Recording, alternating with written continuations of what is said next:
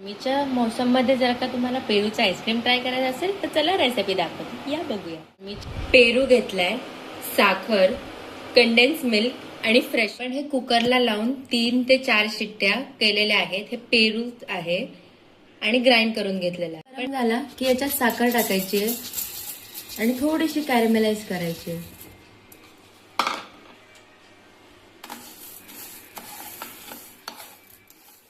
गरम झाला की याच्यात आलेली साखर आहे.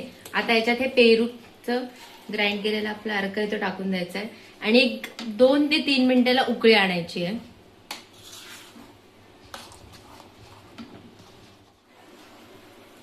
हे फ्रेश क्रीम आहे, हे आपल्याला मिक्सरने मिक्स करून घ्यायचं आहे. चांगल्या पद्धतीने स्मूथ करून घ्यायचं आहे एकदम.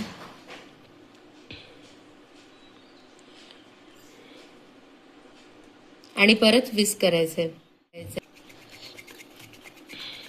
आपलं होममेड पेरूचं आईस्क्रीम रेडी आहे.